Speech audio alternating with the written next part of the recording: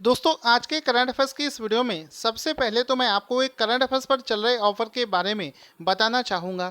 जैसा कि मैं आपको बता देना चाहता हूँ कि पिछले 3 महीने के करंट अफेयर्स पर यानी कि जनवरी, फरवरी और मार्च महीने के करंट अफेयर्स पर अभी एक ऑफर लगा दिया गया है। ये करंट अफेयर्स जिसकी ओरिजिनल प्राइस 150 रुपये है, ये आपको मात्र 100 रुपीज़ में प्रोवाइड करवाया जाएगा। वीडियो के डिस्क्रिप्शन में इसका लिंक है, जल्दी से जल्दी जाकर इसको ले सकते हैं। पेमेंट करने के बाद में आपको इंस्टा मोजो की तरफ से एक मेल आएगा जिसमें पेमेंट का डिटेल साथ ही साथ में डाउनलोडिंग का डाउनलोड बटन वहीं पर दे रखा होगा। जल्दी से इसको ले सकते हैं।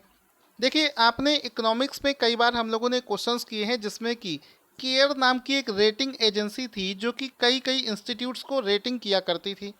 उसके बारे में क्वेश्चन बना है कि हाल ही में केयर रेटिंग्स के नए एमडी और सीईओ कौन बनाए गए हैं।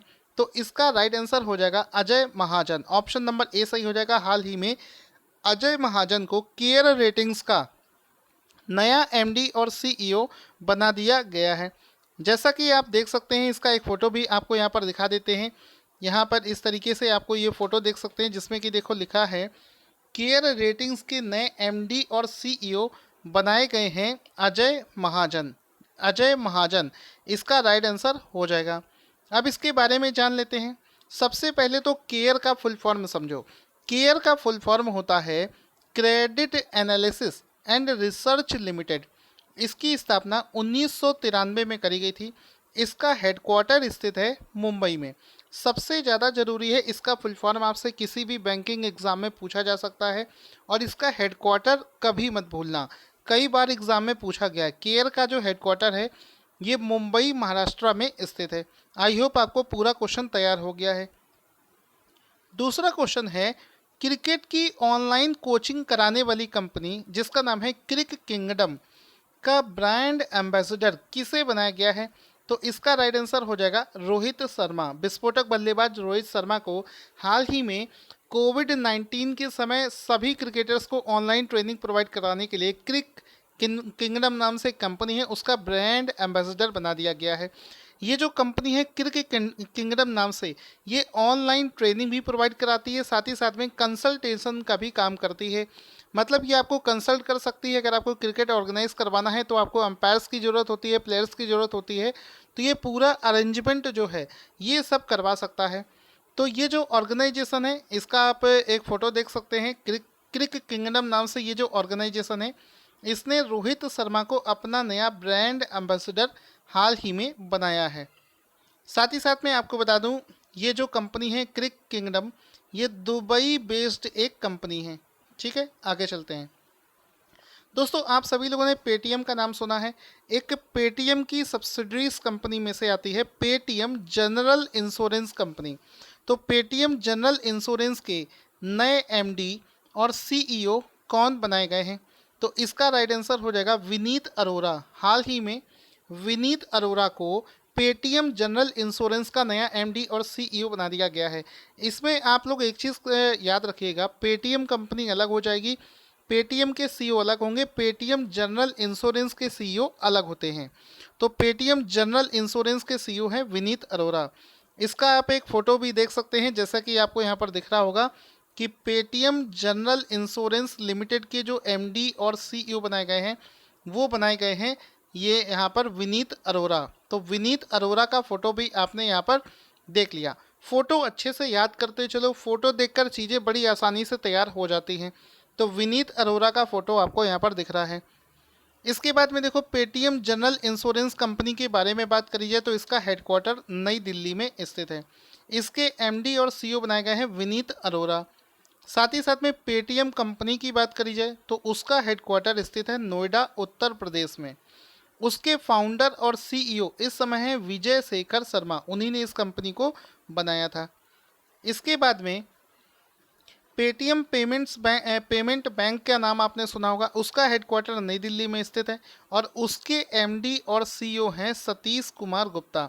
तो आपने देखा, तीनों कंपनियों का हेडक्वार्टर डिफर कर सकता है, उनके एमडी और सीईओ भी डिफरेंट हो सकते हैं। आगे चलते हैं। क्वेश्चन अगला क्वेश्चन है कि Aarogya Setu application mobile app दुनिया में सबसे तेजी से, यानी कि मात्र 13 दिनों में 50 मिलियन डाउनलोडिंग वाला एप्लीकेशन बन गया है। इस ऐप को किसने विकसित किया है? तो इसका राइट आंसर हो जाएगा नेशनल इंफॉर्मेटिक्स सेंटर, यानी कि एनआईसी के द्वारा इसको डेवलप किया गया है।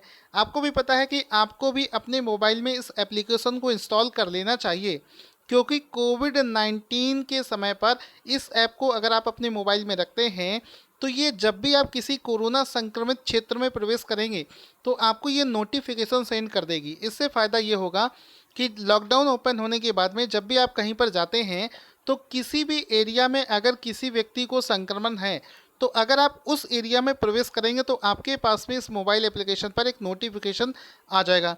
इसी वजह से मैं यहाँ पर आपको बता दूँ, इसी वजह से मात्र 13 दिनों में ही 50 मिलियन से ज़्यादा डाउनलोडिंग इसकी हो गई हैं। तो इसको डेवलप किया है नेशनल इंफॉर्मेटिक्स सेंटर, यानी कि एनआईसी के द्वारा इसको डेवलप किया गया है। यहाँ पर आप इसका एक फ़ोटो भी देख सकते हैं, जिसमें भी देखो आरोग्य सेतु का ये लोगो लगा हुआ है और इस एप्लीकेशन के बारे में बता रखा है। नीचे देखो लिखा भी है, Aarogya Setu is the fastest ever mobile app globally, यानी कि पूरी दुनिया में सबसे तेज़ी से मात्र 13 दिनों में 50 मिलियन डाउनलोड्स पर पहुंचने वाला एप्लीकेशन बन गया है। इसके अलावा देखो यहाँ पर आप देख सकते हो, जान है तो जहान है। अगर जान बचेगी तो कोई ना सभी लोग इसको इंस्टॉल करेंगे। तो 50 लाख का मतलब है 5 करोड़ यूज़र मात्र 13 दिनों में आरोग्य सेतु पर। आप लोग पढ़े लिखे हैं, आप लोग अपने मोबाइल में इंस्टॉल कर सकते हैं। साथ ही साथ में फैमिली मेम्बर्स को भी, पिताजी हो गए, बाबा हो गए, दादी हो गई, चाचा चाची, सभी लोगों के मोबाइल में इसको इंस्टॉल करना ना भूलें। प्ले स्टोर पर आपको मिल जाएगा। साथ ही साथ में इस ऐप को मैंने आपको बताया नेशनल इंफॉर्मेटिक्स सेंटर ने बनाया है, जो कि ministry of electronic and information technology के अधीन काम करता है, जिसने मात्र 4 दिनों के अंदर में ही इस ऐप को डेवलप कर दिया था। ठीक है, आगे चलते हैं। क्वेश्चन है, एक इंटरनेशनल ऑर्गेनाइजेशन है जिसका नाम है IWF। तो ये जो IWF नाम से ऑर्गेनाइजेशन है, इसके प्रमुख जिनका नाम है तमस अजान ने हाल ही में इस्तीफा दे दिया है। IWF का हेडक्वार्टर कहाँ पर स्थित है? तो इसका देखो राइट आंसर हो जाएगा बुडापेस्ट, हंगरी। अच्छे से समझ लेना, बुडापेस्ट, हंगरी में इसका हेडक्वार्टर स्थित है। एक बार क्वेश्चन को मन में रिपीट कर लेना, क्योंकि कभी कभी माइंड में चीज़ें आप पढ़ते जाते हो लेकिन दिमाग में चीज़ें बैठेंगी नहीं जब तक, तब तक याद नहीं होगा। IWF international weight lifting federation, ठीक है। तो IWF ये जो ऑर्गेनाइजेशन है, इसके जो प्रमुख हैं जिनका नाम है तमस अजान, उन्होंने अपने पद से इस्तीफा दे दिया है। IWF का जो हेडक्वार्टर है वो बुडापेस्ट, हंगरी देश में स्थित है। यहाँ पर आपको इनका एक फ़ोटो भी दिखा देते हैं तमस अजान का, जिन्होंने अपने पद से इस्तीफा दे दिया है। IWF के बारे में आपको बता चुका हूँ। IWF का फुल फॉर्म होता है इंटरनेशनल वेट लिफ्टिंग फेडरेशन, जिसने ऐसा किया है। अब यहाँ पर आपको समझना है कि IWF के प्रमुख ने अपने पद से इस्तीफा क्यों दिया है, क्योंकि उनके ऊपर भ्रष्टाचार के आरोप लगा दिए गए थे, जिसकी वजह से उनको इस्तीफा देना पड़ गया। अगला क्वेश्चन दोस्तों बनेगा कि world wild fund WWF India ने किसे अपने पर्यावरण शिक्षा कार्यक्रम का एम्बेसडर नियुक्त कर दिया है? तो हाल ही में WWF इंडिया की तरफ से एक प्रोग्राम चलाया जा रहा है जिसका नाम है पर्यावरण शिक्षा कार्यक्रम। इस कार्यक्रम का जो ब्रांड एम्बेसडर बनाया गया है वो बना दिया गया है शतरंज का शहंशाह विश्वनाथ आनंद को। विश्वनाथ आनंद किस खेल के खिलाड़ी हैं? ये एक शतरंज के खिलाड़ी हैं, जिनको हाल ही में WWF की तरफ से ब्रांड एम्बेसडर बना दिया गया है। देखो, WWF नाम का जो ऑर्गेनाइजेशन है ये एक प्रोग्राम चालू कर चुका है जिसका नाम है पर्यावरण शिक्षा कार्यक्रम। उसका ही ब्रांड एम्बेसडर बनाया गया है विश्वनाथ आनंद को। और विश्वनाथ आनंद के बारे में आपको बता चुका हूँ कि ये शतरंज के एक शानदार खिलाड़ी हैं। इस तरफ आपको WWF का फोटो भी दिख रहा है। ठीक है, आगे चलते हैं। यहाँ पर आपको और भी सारी चीज़ें बता देते हैं कि जो इस वर्ष जो WWF इंडिया है वो भारत में अपने संरक्षण के 50 वर्ष भी पूरे करने का जश्न मना रहा है। तो अगर आपसे किसी एक क्वेश्चन में पूछ लिया जाए कि बताओ कौन से ऑर्गेनाइजेशन ने इस वर्ष यानी कि 2020 में 50 वर्ष पूरे किए हैं, तो उसमें आप बता देना WWF ने हाल ही में 50 वर्ष पूरे किए हैं। इसकी स्थापना नवंबर 1969 में करी गई थी। साथ ही साथ में इसका जो हेडक्वार्टर है, मुख्यालय है, वो है स्विट्जरलैंड में। ठीक है, इसकी स्थापना 29 अप्रैल 1961 में करी गई थी। इसके निदेशक का नाम है मार्को लैम्बर्टिनी इसके अध्यक्ष का नाम है। चूंकि दोस्तों इस समय इंटरनेशनल ऑर्गेनाइजेशंस बहुत ज़्यादा न्यूज़ में चल रहे हैं, इस वजह से हम लोग इंटरनेशनल ऑर्गेनाइजेशंस और उनके हेडक्वार्टर का एक क्विक रिवीजन कर लेंगे। देखो इसमें बहुत सारी चीज़ें पॉइंट्स दे रखे हैं, आप लोग इसका PDF जब डाउनलोड करोगे टेलीग्राम से तो आप वहाँ से इसको रिवीजन कर लेना। मैं जल्दी में बता देता हूँ। एशियन डेवलपमेंट बैंक का जो हेडक्वार्टर है वो मनीला फिलीपींस में स्थित है। IMF का जो हेडक्वार्टर है वो वाशिंगटन DC में स्थित है। वर्ल्ड बैंक का हेडक्वार्टर वाशिंगटन DC में स्थित है। यूनाइटेड नेशन का जो हेडक्वार्टर है वो न्यूयॉर्क में स्थित है। इसी प्रकार से WHO का जेनेवा में देखो किसका किसका है। जेनेवा में WHO, World Economic Forum, International Labour Organisation, World Trade Organisation, इन सब का जेनेवा स्विट्जरलैंड में हेडक्वार्टर स्थित है। इसके अलावा और भी यहाँ पर आप देख सकते हैं, ये हम लोगों ने कल ही डिस्कस किया था, सार्क का काठमांडू में स्थित है। फूड एंड एग्रीकल्चरल ऑर्गेनाइजेशन ये रोम में स्थित है। ICC का दुबई में स्थित है, UAE में। बाकी जो बची हुई लिस्ट है इसको आप लोग PDF डाउनलोड करके पढ़ लेना। अगला क्वेश्चन है, वर्ल्ड हीमोफीलिया डे किस दिन मनाया जाता है? तो वर्ल्ड हीमोफीलिया डे प्रत्येक वर्ष 17 अप्रैल को सेलिब्रेट किया जाता है। ऑप्शन नंबर C सही हो जाएगा। वर्ल्ड हीमोफीलिया डे 17 अप्रैल को मनाया जाता है। यहाँ पर ऑप्शन नंबर C सही हो जाएगा। इस बार विश्व हीमोफीलिया दिवस का 30वां संस्करण मनाया गया है और इस बार 2020 का जो इसका सब्जेक्ट है वो है गेट प्लस इन्वॉल्व्ड। ठीक है, छोटा सा है इसका सब्जेक्ट, एग्जाम में पूछा जा सकता है, अच्छे से याद रखना। वर्ल्ड हीमोफीलिया डे का जो सब्जेक्ट है वो है गेट प्लस इन्वॉल्व्ड। आगे चलते हैं, हीमोफीलिया बीमारी के बारे में जानते हैं। इसमें क्या है, ये एक प्रकार की आनुवंशिक बीमारी है जो कि माता पिता से बच्चों में आ जाती है। इसमें होता क्या है कि जब भी किसी व्यक्ति के शरीर में चोट लग जाती है, अगर उसको हीमोफीलिया है तो उस चोट पर खून का बहाव जो है वो बंद नहीं होता है, यानी कि इस बीमारी में रक्त का थक्का बनने में मुसीबत हो जाती है। जैसे आप यहाँ पर एक बच्चे को फोटो देख सकते हैं, उसके नाक से ब्लड निकल रहा है, तो वो चोट लग गई है तो वो निकलते ही जा रहा है। जबकि नॉर्मल केस में क्या होता है, हमारे शरीर में जब भी कहीं चोट लग जाती है तो उस जगह से ब्लड निकलना शुरू होता है, उसके बाद में हम उसको कागज़ से या कपड़े से दबा देते हैं। थोड़ी देर बाद आप देखोगे वहाँ पर पपड़ी जमी हुई है, यानी कि रक्त का थक्का वहाँ पर बन जा रहा है। लेकिन अगर आपको हीमोफीलिया हो जाएगा तो आपके वहाँ पर रक्त का थक्का नहीं बनेगा और ब्लड निकल जाने से आपकी मौत भी हो सकती है। अच्छा, इस बीमारी को बहुत कम लोग जानते हैं कि इसको शाही बीमारी के नाम से भी जाना जाता है, क्योंकि सबसे पहले ब्रिटेन की महारानी विक्टोरिया के वंशज को हो गई थी, एक के बाद एक मरते जा रहे थे, जिस वजह से उस समय इस बीमारी के बारे में पता चला था। इसी वजह से इसको शाही बीमारी के नाम से जाना जाता है। ऐसा माना जाता है, SSC में क्वेश्चन पूछा जाता है कि बताओ किस प्रोटीन की कमी से हीमोफीलिया बीमारी हो जाती है, तो आपको पता होना चाहिए कि जब भी किसी व्यक्ति के रक्त में, ब्लड में एक प्रोटीन है जिसका नाम है थ्रेम्बोप्लास्टिन नाम से ये जो प्रोटीन है, इसकी कमी हो जाने की वजह से ही रक्त का थक्का नहीं बनता है, इसी वजह से हीमोफीलिया रोग हो जाता है। चीज़ें आपको बहुत सारी मैंने बता दी हैं, इसको अगर याद कर पाए तो समझो आपका GK परफेक्ट हो जाएगा। साथ ही साथ में इसका जो रोग वाहक गुणसूत्र है वो है X, ना कि Y। ठीक है, X गुणसूत्र की वजह से ही ये बीमारी एक वंशज से दूसरे वंशज में पहुंचती है। क्वेश्चन है कि चीन के हांगझोउ में आयोजित किए जाने वाले 2022 एशियाई पैरा खेलों का शुभंकर मैस्कॉट किसे चुना गया है? तो राइट आंसर हो जाएगा Fei Fei, option number A सही हो जाएगा। हाल ही में फेई फेई को वर्ष 2022 में होने वाले एशियाई पैरा खेलों का शुभंकर चुन लिया गया है।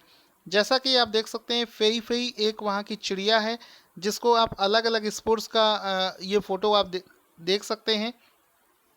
इसको ही चाइना में ऑर्गेनाइज करे जाने वाले 2022 में वर्ल्ड पैरालंपिक्स जो गेम्स हैं, पैरा खेल हैं, उसका शुभंकर चुन लिया गया है। ये यहाँ पर आप देख सकते हैं, ये फेई फेई नाम की चिड़िया है जिसको इसका चुन लिया गया है। Mascot of the 4th Asian Para Games Hangzhou China 2022। ठीक है, इसमें ये सारे पॉइंट्स भी समझते हुए चलना। अगर आपसे ये घुमाकर पूछ ले कि ये इवेंट कहाँ पर होगा, तो चाइना में होगा, 2022 में होगा। ये सारी चीज़ें याद करते हुए चलेंगे। और इस चिड़िया के बारे में भी बहुत सारी चीज़ें दे रखी है जिसको बताने का टाइम यहाँ पर नहीं है, आप इसको PDF डाउनलोड करके पढ़ लेना। साथ ही साथ में यहाँ पर एक डिटेल और पढ़ेंगे हम लोग कि एशियन पैरालंपिक्स कमेटी। दोस्तों अच्छा, एक चीज़ आप लोग बताना, जो पढ़ाते पढ़ाते वीडियो का लेंथ बड़ा होता जा रहा है, इस चीज़ से आपको क्या प्रॉब्लम हो रही है? कुछ बच्चे कमेंट करते हैं कि सर आपका वीडियो बहुत बड़ा हो जाता है, लेकिन मेरी एक मजबूरी है। मैं, आप देख रहे हो कि एक भी पॉइंट्स में बहुत ज़्यादा खींच कर नहीं बताता हूँ, सारी चीज़ें आपको पॉइंट्स में बताते हुए चल रहा हूँ। हर एक पॉइंट अपने आप में क्वेश्चन है। ठीक है, आप जैसे मान लो ये एक्स्ट्रा इन्फॉर्मेशन है, इसको स्किप नहीं कर सकता हूँ। मैंने आपको देखा था, ये ऊपर वाली थ्योरी स्किप कर दी थी। थ्योरी में ज़्यादा नहीं बताता हूँ, स्किप मैं कर देता हूँ। तो ये जो एशियन पैरालंपिक्स कमेटी है, इसका हेडक्वार्टर स्थित है UAE में। इसके प्रेसिडेंट है माजिद रशीद। क्वेश्चन है, किस बैंक ने सोशल डिस्टेंसिंग के लिए सेफ्टी ग्रिड नाम से एक अभियान की शुरुआत कर दी है? तो राइट आंसर हो जाएगा HDFC बैंक। हाल ही में HDFC बैंक ने सेफ्टी ग्रिड नाम से एक सोशल डिस्टेंसिंग अभियान की शुरुआत कर दी है। इसमें क्या किया जाएगा? HDFC बैंक का लोगो आप देख सकते हो, इस प्रकार का इसका लोगो होता है, इस प्रकार का आप देख सकते हो लोगो होता है। तो इसने क्या किया कि इसने देखा कि जितनी भी जो परचून की, मेडिकल शॉप्स और जितने भी सोशल जो डेली यूज़ की सामानों की दुकानें होती हैं, उस पर सोशल डिस्टेंसिंग को फॉलो करने के लिए अपना लोगो बनाना स्टार्ट कर दिया। इस तरीके से सोशल डिस्टेंसिंग को फॉलो करने के लिए HDFC बैंक का लोगो बना दिया जाएगा। उसी लोगो के अंदर ही आपको खड़े होकर इस प्रकार से खड़े होकर सामान लेना पड़ेगा। तो ये जो अभियान है, इसको HDFC के द्वारा चलाया जा रहा है। HDFC का हेडक्वार्टर है मुंबई में। इसके चेयरमैन का नाम है दीपक S पारेख। अगला प्रश्न है, किस शैक्षणिक संगठन ने स्कूली छात्रों के लिए फिट इंडिया के साथ में भागीदारी करी है? तो स्कूली छात्रों को घर बैठे बैठे योगा और फिट इंडिया मूवमेंट की तरफ एक्सरसाइज सिखाने के लिए फिट इंडिया ने CBSE के साथ में एक करार कर लिया है। तो CBSE इसका राइट आंसर हो जाएगा। इसमें आप इस प्रोग्राम को देख सकते हैं, 15 अप्रैल से इसकी शुरुआत हो रही है। घर पर बैठे ही फिटनेस का ये कोर्स करवाया जाएगा, जो कि CBSE के छात्रों के लिए करवाया जा रहा है। अब हम लोग क्या करेंगे, आज के जितने भी स्टैटिक जीके, ये वाला सेक्शन मैंने कल से ही शुरू किया है। आप लोग भी बताना आपको ये वाला सेक्शन अच्छा लग रहा है कि नहीं लग रहा है।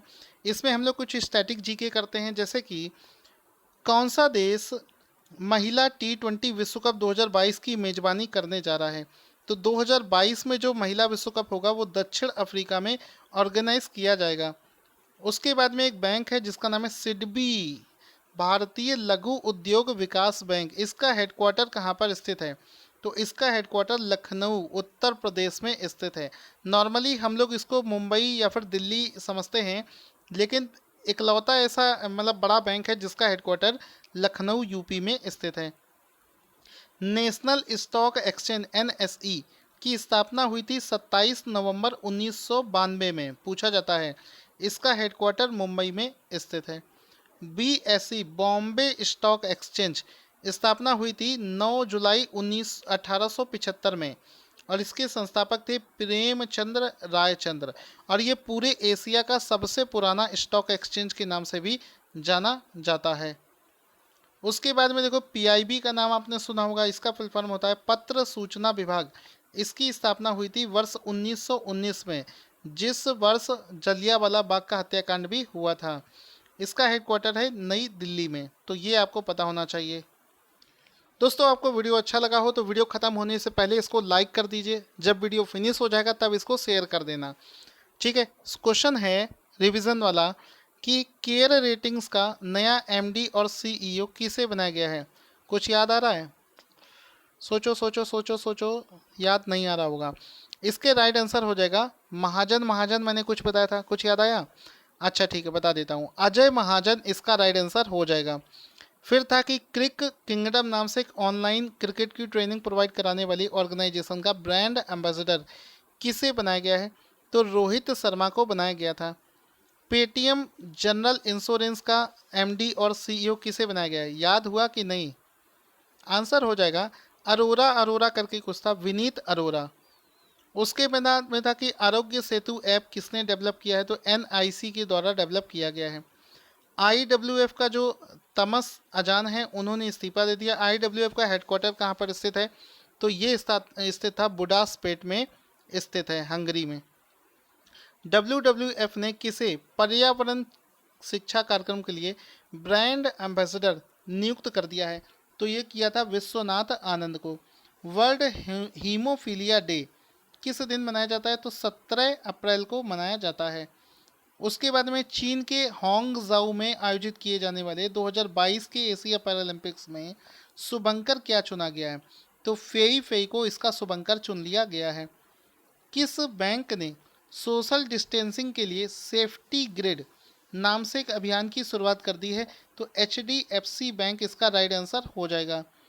उसके बाद में था कि किस इंस्टीट्यूट ने स्कूली छात्रों के लिए फिट इंडिया के साथ में साझेदारी करी है? तो CBSE इसका राइट आंसर हो जाएगा। आगे चलते हैं